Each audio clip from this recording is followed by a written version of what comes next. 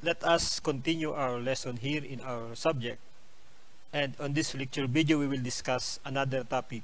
And this is about gas laws. First of the gas laws that we will be studying is about Boyle's law. Boyle's law states that at constant temperature, the volume of a sample of gas is inversely proportional to the absolute pressure applied to the gas. The greater the pressure, the smaller the volume. So, in this law, if P1 is the gas absolute pressure when its volume is V1, and P2 is its absolute pressure when its volume is V2, then Boyle's law states that P1 V1 is equal to P2 V2. So, this is when T is equal to a constant. So, it is stated that PB is equal to a constant. So, when we say PB is equal to a constant, so we get here P1 V1 is equal to P2 V2 equal to P3 V3 equal to P4 V4 and so on. So, this happens when T is constant. Now, to apply this law, let us discuss this sample problem.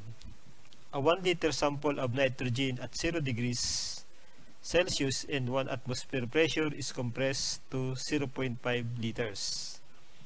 If the temperature is unchanged, what happens to the pressure of the sample? So this is the initial condition of the nitrogen. Its initial volume is 1 liter. So this 1 liter here is our B1. And the initial temperature is 0 degrees. And also, since the temperature is unchanged during the process, the final temperature is also 0 degrees. So that's why T is constant. Now, the initial pressure of the sample is 1 atmosphere. So the question is, what happens to the pressure of the sample when the gas is compressed to 0.5 liter? So yung 0.5 liter natin dito, this will become our final volume or V sub 2. So we can use this equation and we can write this one solving for P2. So this becomes P1 V1 divided by V2.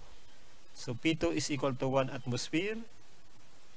So V1 is 1 liter, V2 is 0.5 liters. Now the pressure is equal to 2 atmosphere. So the pressure is doubled when the 1 liter sample of nitrogen is compressed from 1 atmosphere, turning the 1 liter sample into 0.5 liters during decompression. Sample problem number 2. A scuba diver's 12-liter tank is filled with air at an absolute pressure of 150 bar. If the diver uses 30 liters of air per minute at the same 2.5 bar absolute pressure as the water pressure at her depth of 15 meters below the surface, how long can she stay at the depth? So, yung scuba diver, meron siyang tank filled with air. So, that is 12 liters yung capacity ng tank. So, ibig sabihin ng 12 liters capacity, that is the volume of the tank. So, it is filled with air at an absolute pressure of 150 bar. So, you must understand that in using these equations for gas laws, the temperature and the pressure should be in absolute form. So, dapat naka-absolute siya. Meron tayong gauge pressure, meron tayong atmospheric pressure. We have studied that. So, everything that is given, and before using this equation for gas laws, you should turn that gauge pressure into absolute pressure before applying the value in the equations. So, the absolute pressure of the air in the tank is 150 bar. Now, if the diver uses 30 liters of air per minute at the same 2.5 bar absolute pressure, so ito namang 2.5 bar absolute pressure na ito yung pressure at the depth of 15 meters below the water surface.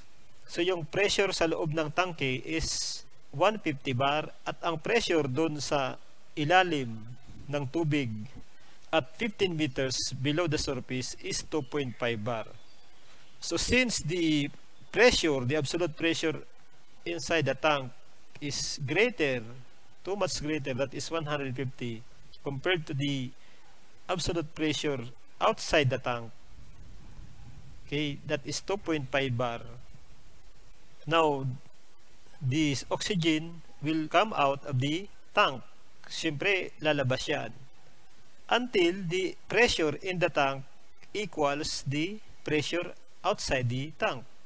So, ito yung 2.5 bar. This is the absolute pressure outside, and this is the absolute pressure inside the tank.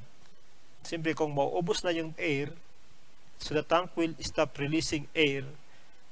If the pressure inside the tank reaches 2.5 bar equal to the pressure outside the tank. So, kung equilibrium na yung dalawa, hindi na lalabas yung air. Now, the diver uses 30 liters of air per minute. Habang lumalabas, yung paglabas ng air sa tank is yung rate ng paglabas ng air. The rate of airflow from the tank is 30 liters per minute. So, because that is the requirements for the diver. Yan ang ginagamit ng diver. So, ang question is, how long can she stay at the depth? So, hanggang kailan siya tatagal doon sa ilalim? So, syempre, pag ubos na, pupunta na siya sa surface. Now, from the Boyle's law, the volume of air available at a pressure of 2.5 bar. So, if you convert this air inside the tank to the pressure of 2.5 bar instead na 150 bar, we can now compute for the volume corresponding to 2.5 bar. So, parang lalakihan mo yung tangke mo, right? The volume. Pero, ang pressure na sa loob ay 2.5 bar na lang. So ibig sabihin, i-expand mo yung volume ng air. So, we can solve for the volume of air, B sub 2, using Boyle's law. And we can find out that this B2 is 720 liters. So, ibig sabihin, at 2.5 bar, itong 12-liter tank na ito, na merong pressure na 150 bar. So, kung gagawin mo siyang 2.5 bar lang, so this equals to 720 liters. But since naka-compress siya, naka 150 bar siya, lalabas siya, di ba? Lalabas siya doon, paunti-unti. At yung pressure niya, siyempre magiging 2.5 bar na lang. Now, the amount of the volume that will remain inside the tank pag nagkaroon na siya ng equilibrium, pag nagpares na yung pressure at 2.5 bar, will be 12 liters. Kasi yun yung volume ng tangke. Hindi naman pwedeng maubos yan. Right? Na wala ng laman, ibig sabihin yan, hindi na siya equilibrium. Hindi naman pwedeng maubos yan. So, pag nag-equilibrium yan, magkakaroon pa rin siya dito ng 12 liters at 2.5 bar. So, the diver can only use 708 liters. So, 720 minus 12. Ito lang yung available sa diver. Yung 708 liters na volume ng air. So, to find the time, kung gaano siya katagal, you divide the 708 liters by 30 liters per minute. So, that is 23.6 minutes. So, it takes 23.6 minutes para maubos na yung air dito sa tangke at the rate of 30 liters per minute. Then, after 23.6 minutes, magkakaroon na lang ito ng 12 liters yung nasa tangke niya at equal na yung pressure inside the tank and the pressure outside the tank, which is 2.5 bar. So, ganun yung analysis dito. Ganun yung pag-solve ng problem dito. Sample problem number 3. A steel cylinder contains 3 cubic meter of air at a gauge pressure of 15 bar. What volume would this amount of air occupy at sea level atmospheric pressure of about 1.01 bar? So, meron naman siyang 3 cubic meters of air. Ang pressure niya doon sa loob ng steel cylinder is 15 bar. So, kung gagawin mong ang pressure, kung gagawin mong 1.01, gaano kalaki yung ma-occupy na space ng air na nandito sa cylinder? So, para lang yung meron kang cylinder, 3 cubic meter, ang pressure niya is 15 bar, isasalin mo siya sa isang cylinder na meron namang atmospheric pressure na 1.01 bar. So, gaano kalaki yung cylinder na yun na pagsasalinan mo? Para yung air from this cylinder, which has a pressure of 15 bar, magkasya dun sa cylinder which has a pressure of 1.01 bar. So, we compute first for the absolute pressure of the air in the tank. So, absolute pressure is equal to gauge pressure plus atmospheric pressure. The gauge pressure is 15 and the atmospheric pressure is 1.01 bar. So you just add that is equal to 16.01 bar. Now when P2 is equal to 1.01 bar, this is the pressure of our second cylinder na lalagyan natin, 1.01 bar. That is equal to the atmospheric pressure at sea level. So B2 is equal to P1 B1 using Boyle's law divided by P2. So the volume of that should be 47.55 cubic meters.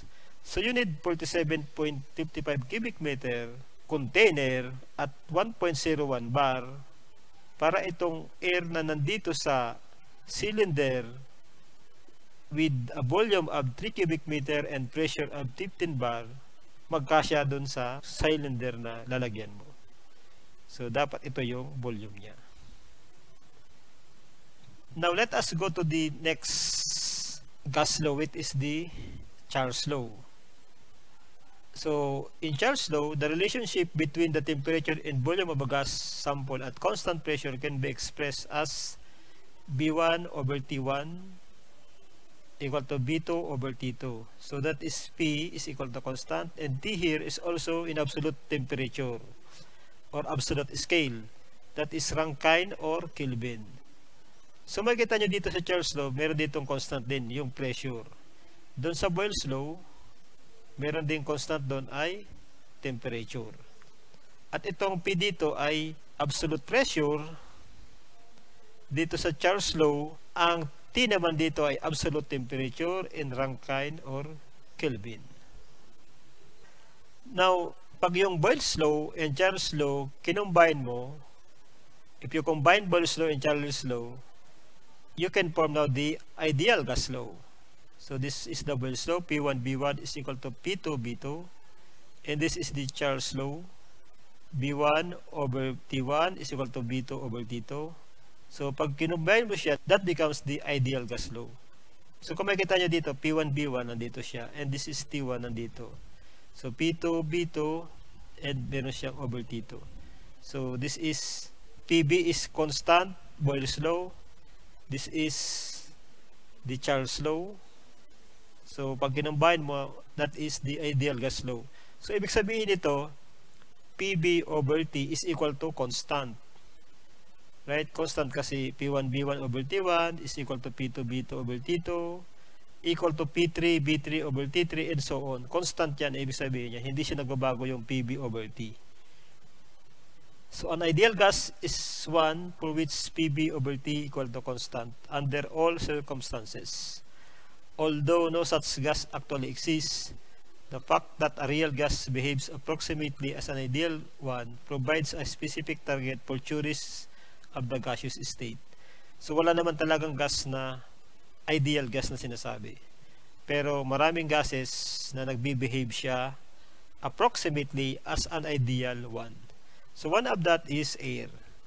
Air is considered in thermodynamics and in physics as ideal gas. Now, let us take sample problem 4.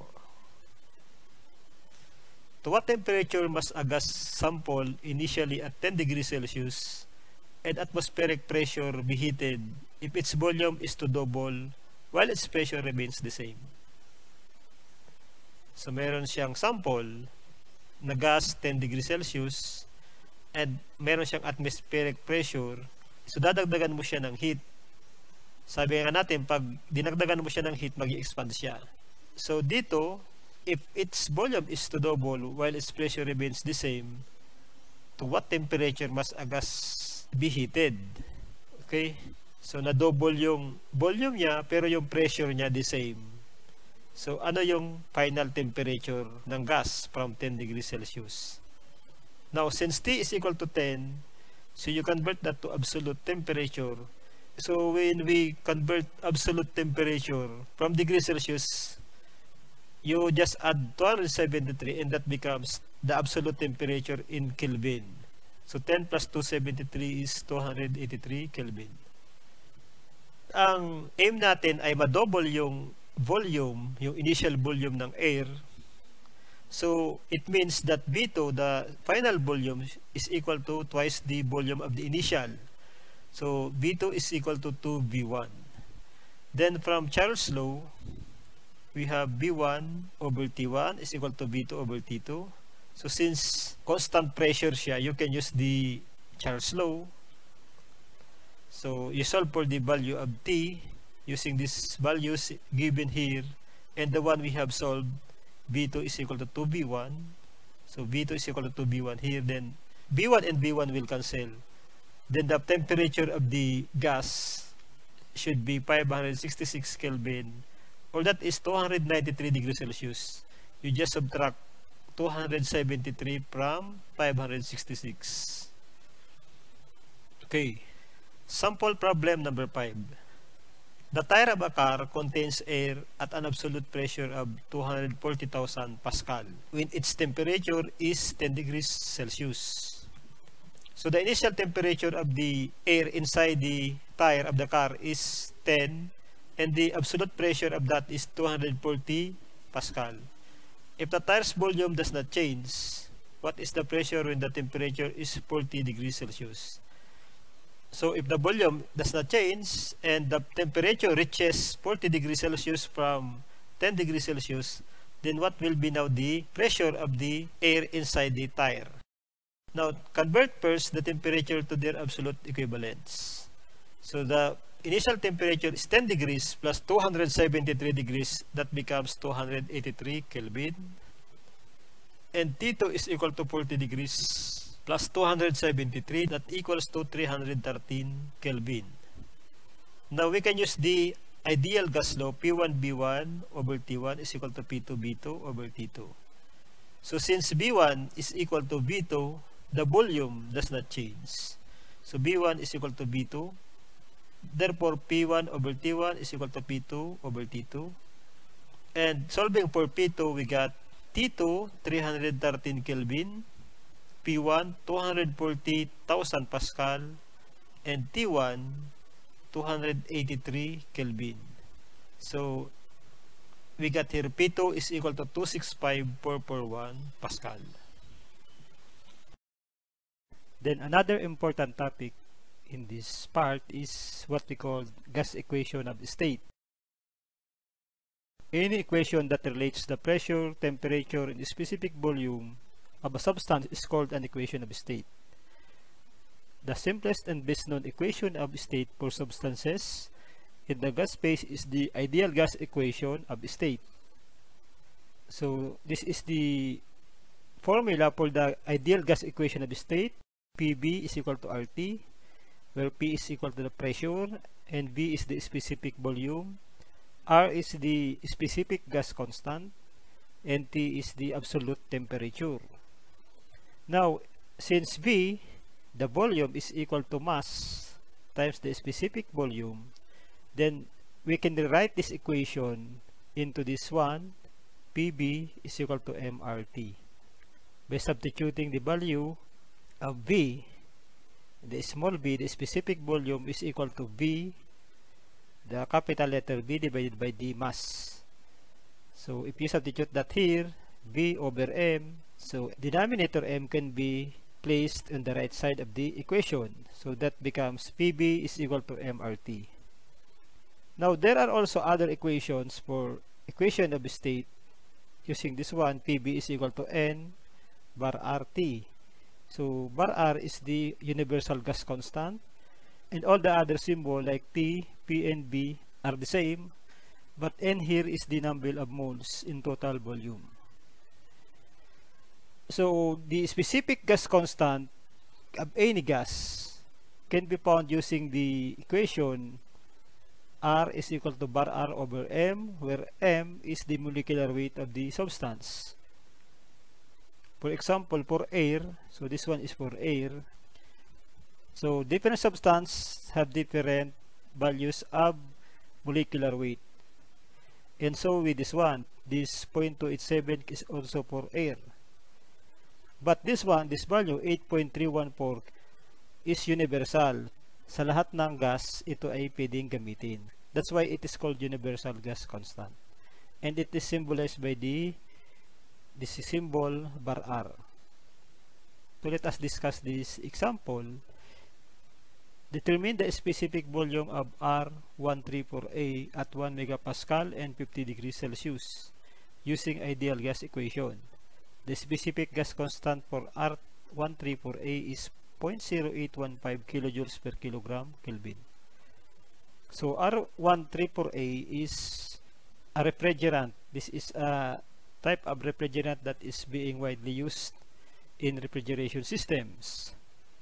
So the first step for the solution is to convert the temperature 50 degrees Celsius to Kelvin. So you just add 273 in the given degree Celsius temperature. So we have here 323 Kelvin. And using the ideal gas equation, V is equal to RT over P, or PB is equal to RT. You just substitute the values for R. So this is a specific gas constant, that is 0.0815 kilojoules per kilogram Kelvin, and the value of absolute temperature 323,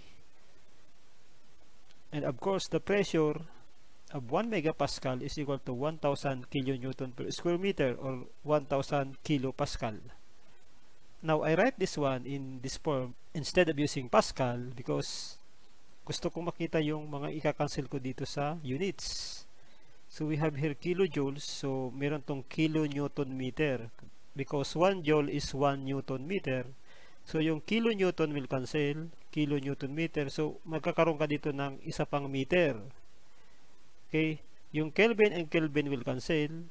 So itong square meter, since this is a divisor on the denominator, so pupunta yan sa itaas. So square meter times the meter na nandito sa kilojoules, so that becomes cubic meter, and we still have here the kilogram unit. So the specific volume is 0.026 cubic meter per kilogram.